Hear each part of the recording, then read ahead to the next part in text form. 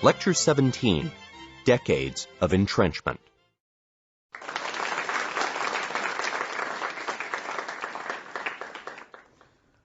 In this lecture, I want to pick up the mainstream of our narrative.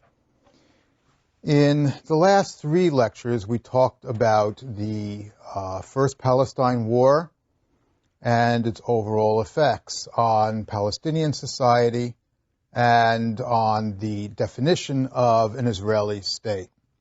What I want to do today is to talk about the changes that took place within Israel and the Arab world within the decade following on the First Palestine War. In other words, the period of time that I shall call the Decade of Entrenchment. Israel has been compared very frequently to other countries that were born in the wake of the Second World War.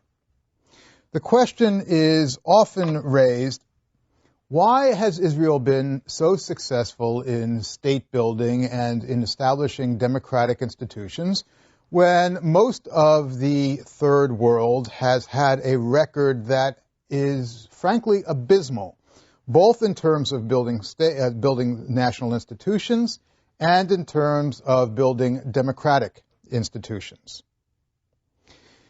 I think that the analogy between Israel and other countries that emerged in the wake of the Second World War is unfair.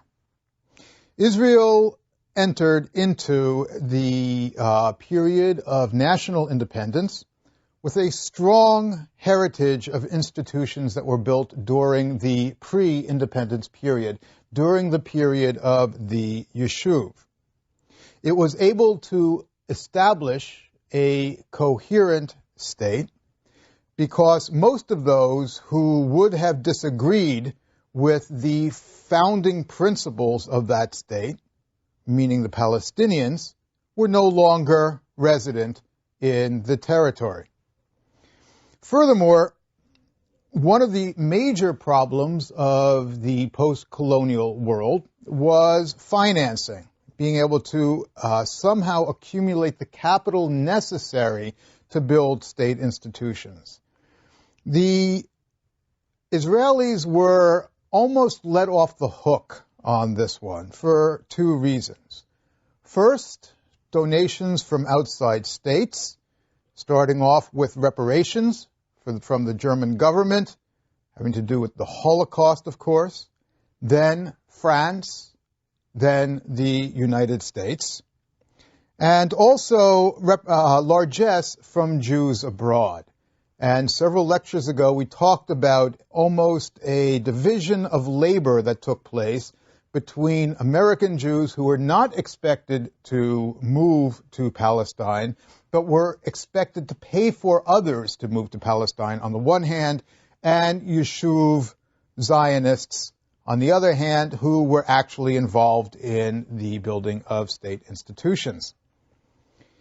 Therefore, if we look overall at the question of state building in Palestine during the initial decade of Israeli existence, a fairer comparison would be between post-independence Israel and the United States during its period of mass immigration, the period between 1880 to 1920. Immigrants who flooded into the United States and who came into Israel in the wake of the War of Independence found institutions already intact. While their immigration obviously did modify institutions as they had been set up before their immigration, their immigration already had a sound basis, a sound foundation upon which the immigrants could now begin to work and establish themselves. And there was already an established rules of the game that immigrants would obey.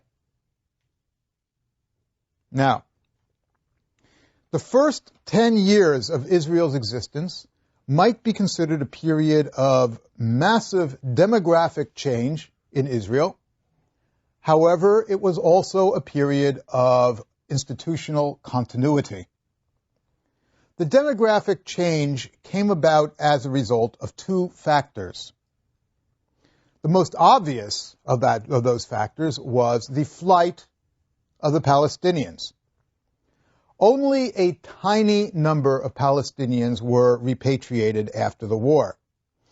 This was a gesture that was made by the Israelis to the Palestine Conciliation Commission, which, as I explained last time, was established in the immediate aftermath of the 1948 war.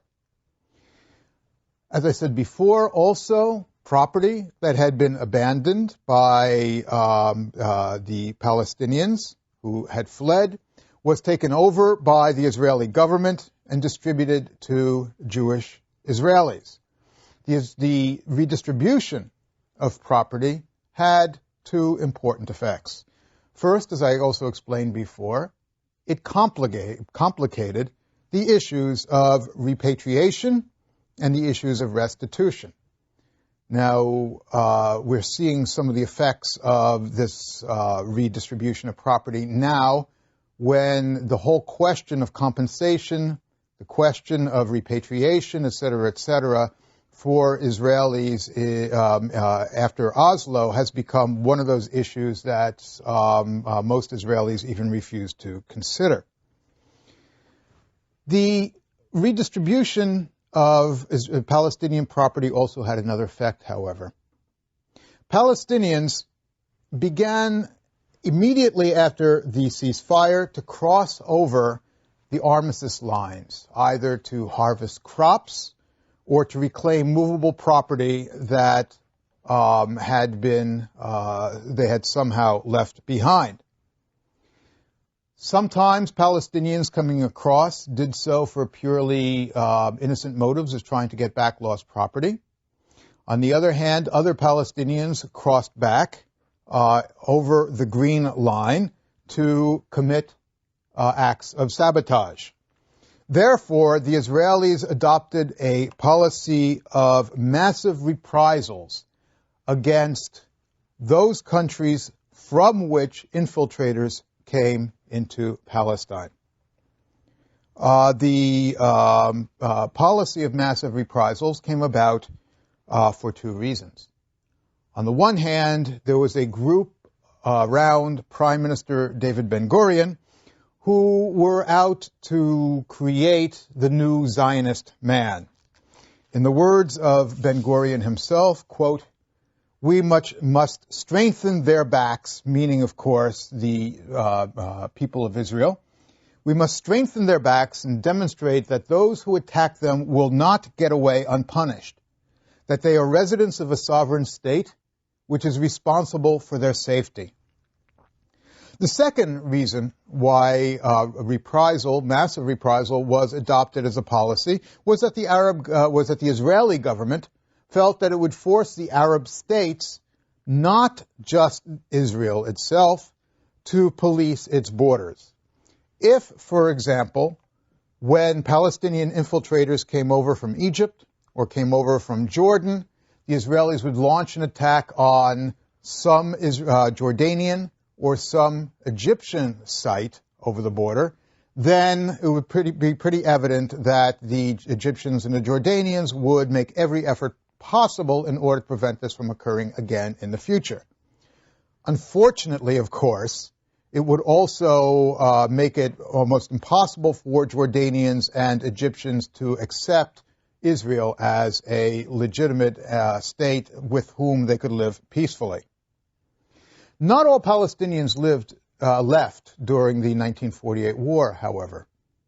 About 10% of the Arab population of Israel chose to stay.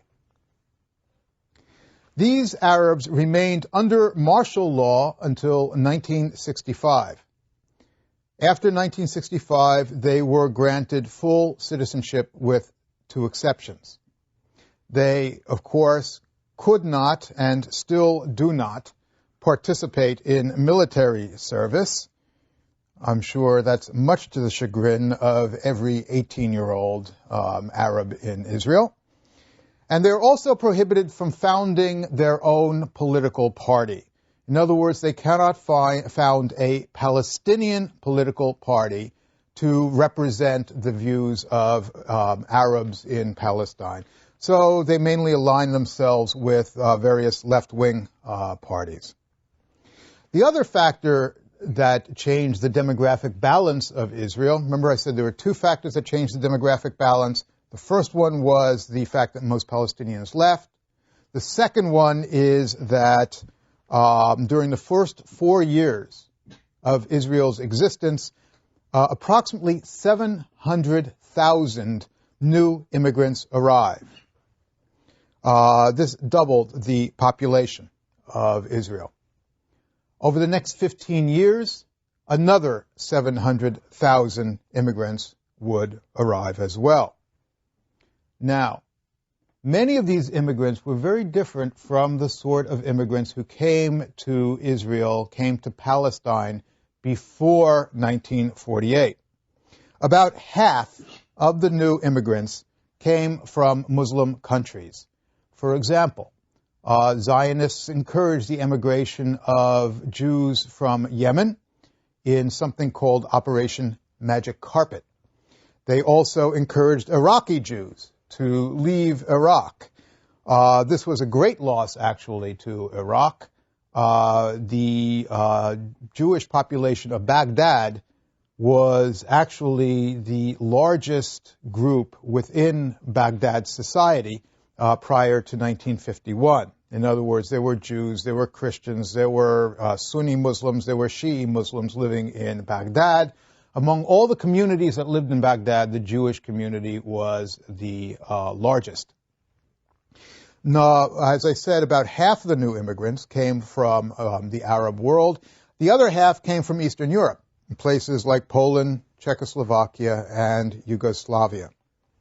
Now, Jews came from Arab countries for two reasons. Some came at the urging of Zionists in Israel. Others, however, came as a result of persecution which was fairly new to the Arab world in the 1940s and 1950s. For example, in 1947, for the first time, the Iraqi government passed discriminatory legislation against Iraqi Jews. This legislation restricted the freedom of movement of the Jews of Iraq and required them to post bond if they wanted to leave the country. In 1948, discrimination against the Jews became more systematic.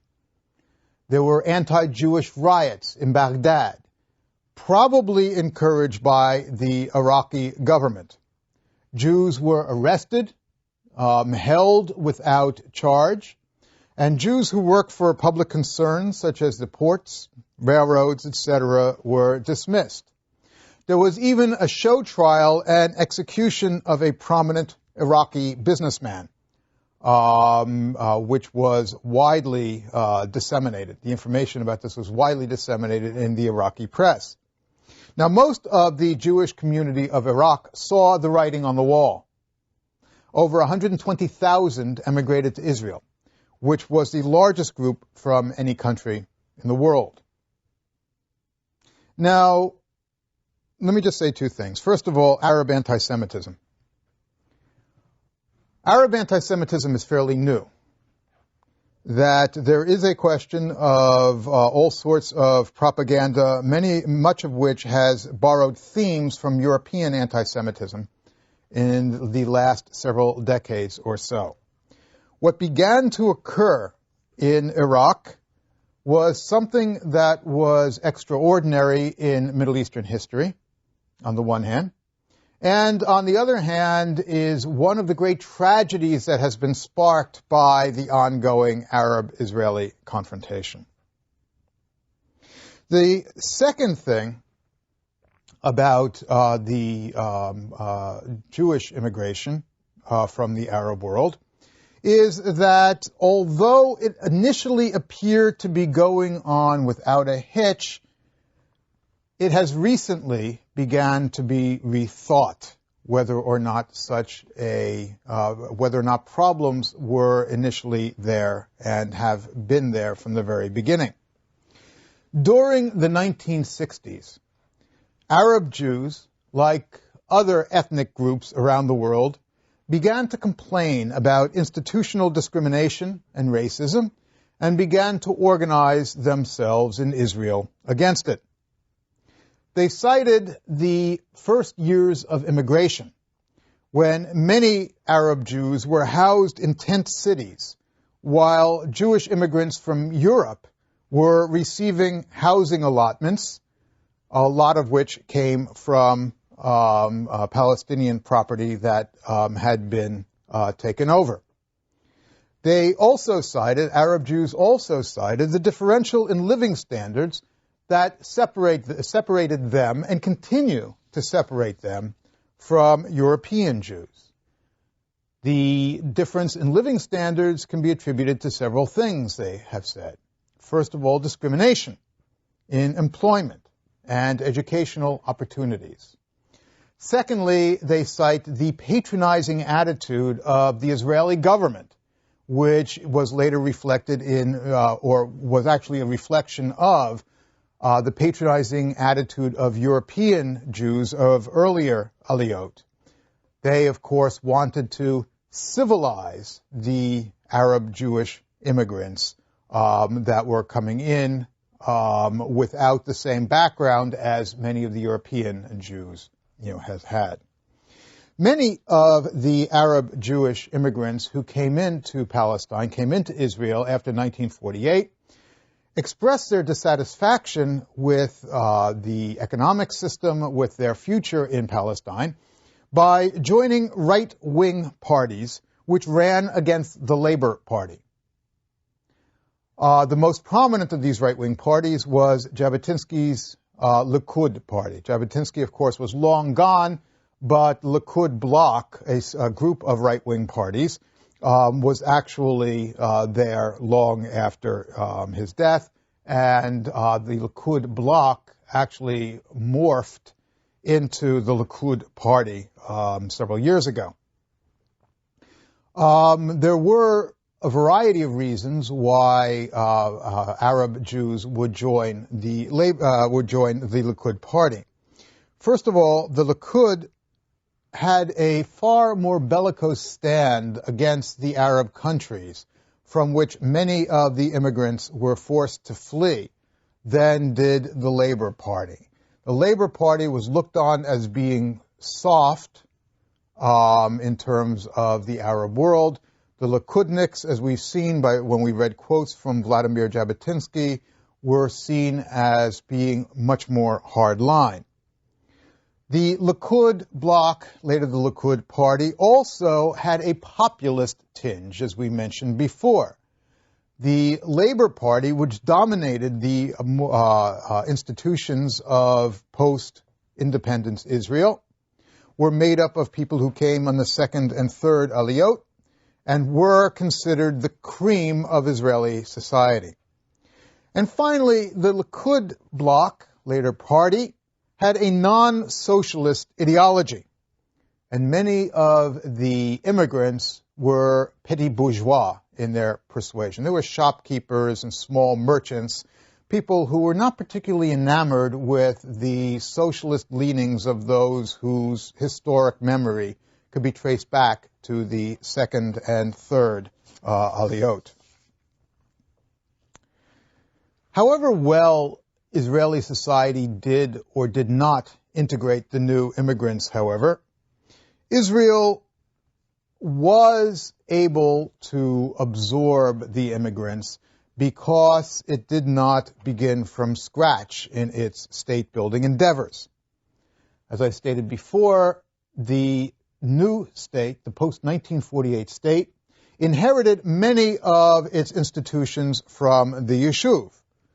There were, of course, slight modifications of these institutions that did occur. For example, the kibbutzim the communal farms that had been established starting in 1909 began to hire outside labor, which would have been a no-no among the first generation of kibbutzniks. The role of the Histadrut, the labor federation, diminished slightly during the post-independence period, diminished because now the state was increasingly taking on the various welfare functions that the Histadrut had previously supervised. We'll talk more about that in a minute. As a rule of thumb, it might be said, therefore, that the institutions of the new state closely resembled the institutions that governed the Yishuv during the Mandate period, and that the institutions of the Mandate period were dominated by the institutions that had been created during the second and third Aliyot. For example, the Israeli Defense Forces, the IDF, was created from combining the various pre-state militias, the Haganah, the Palmach, the so-called strike force, which emerged in order to combat the 1936-39 revolt, and the Irgun. The Histadrut also maintained a very important role in maintaining social welfare, providing social welfare for the Israeli population, although, as I said, it surrendered many of these functions that it previously had, such as overseeing education. And we just discussed how and why this occurred in the previous lecture. The new government also modified its relationship to the diaspora community as well.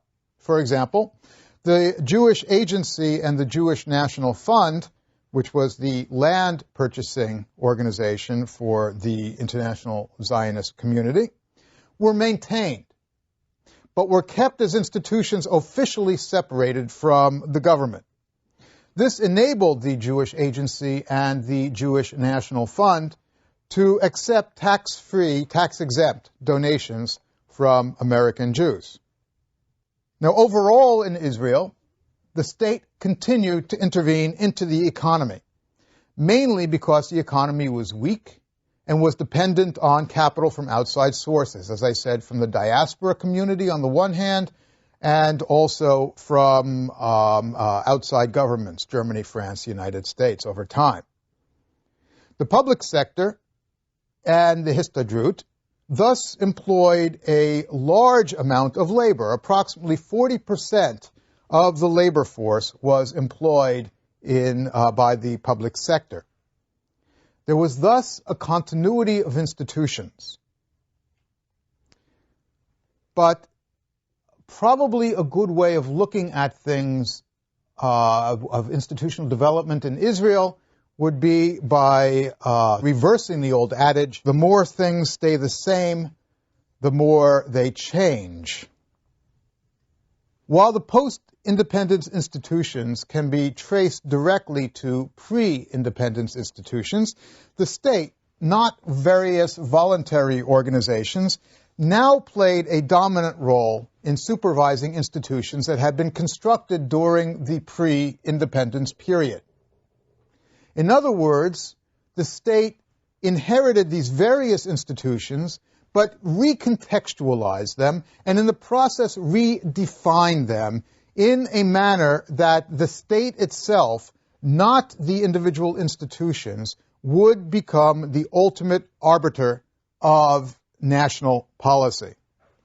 Now, much of the politics of the new state was also inherited from the Yishuv period. Until 1977 or so, the politics were dominated by the Labor Party, the Mapai. Immigrants who joined the Histadrut to receive benefits were integrated into the Mapai, with which the Histadrut was affiliated.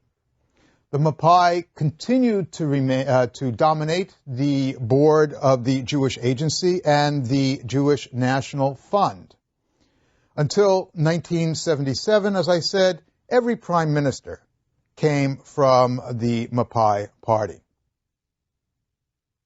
Now, Israel was not the only state in the region to undergo change during this period.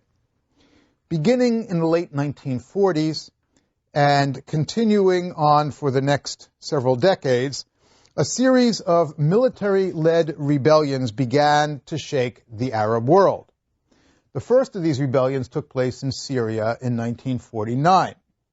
There would continue to be rebellions in Syria, military coups in Syria throughout the 40s, 50s, and 60s. As a matter of fact, the current regime in Syria was in fact established in 1970. Egypt underwent a military coup in 1952, Iraq in 1958, North Yemen in 1962, and Libya in 1969. Now, these revolutions brought a new generation of political leaders to power in the Arab world. These leaders had a whole new set of aspirations for their countries. They sought to end the imperialist presence in their countries, on the one hand, and secondly, to strengthen the economies of their states.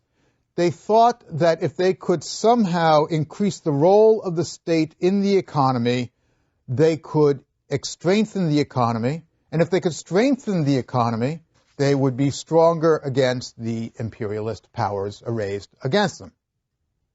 Now, one of the contributing factors that led to the military rebellions that began in the immediate post-war period was the War of 1948, the First Palestine War. Many military leaders felt that they had been betrayed by their governments, which had entered the war half-heartedly and had proved to be both incompetent and overwhelmingly corrupt. The most prominent of the military rebels was Gamal Abdel Nasser of Egypt. Nasser was a representative of this new generation. He was the son of a postal clerk. He had joined the army, went through the military academy, and had served actually in the 1948 war. His unit was surrounded by Zionist forces for several months, actually, and Nasser himself was wounded in action. So one can see that the Palestine issue played a formative role in the personal life of probably the most important figure of his generation. For most military rebels, the importance of the 1948 war, however, was not that it created the State of Israel, nor was it that it created the Palestine refugee problem. These were, of course, bad enough. But the importance of the 1948 war was magnified by its symbolic value. What the 1948 war symbolized to this new generation of Arab leaders was the corruption of the regimes that ruled the Arab world, the inability or unwillingness of those regimes to develop their nations, and the powerlessness of those nations to throw off the shackles of imperialism as a result of that unwillingness or inability. So the symbolic value of the Palestine War added onto the question of the Palestinian refugees, added on to the creation of the State of Israel to make this Palestine question that much more important. Nevertheless, during the first years of the Nasser regime, Nasser attempted to ignore the Palestine question, to concentrate instead on domestic issues and on negotiations for the British military withdrawal from the Suez Canal zone. The problem of Palestine only became an important issue for Nasser after border incidents made it obvious that the two countries were not going to find a peaceful resolution to that which separated them, and after the 1956 Suez Crisis, at which time Israel colluded with Britain and France in an invasion of Egypt. Now, after 1956, Nasser increasingly saw the West in conspiratorial terms. This was a vision which was hardly far from the truth. The West was, after all, plotting against Nasser. Nasser sought the unity of Arab states against that conspiracy and increasingly viewed Israel as an integral part of that conspiracy and as a bloc against Arab unity. Israel was, as Nasser began to refer to it, in a statement that was referring, of course, to Israel's shape, a dagger that was aimed at the heart of the Arab nation. It is within this context that we must view the 1967 war.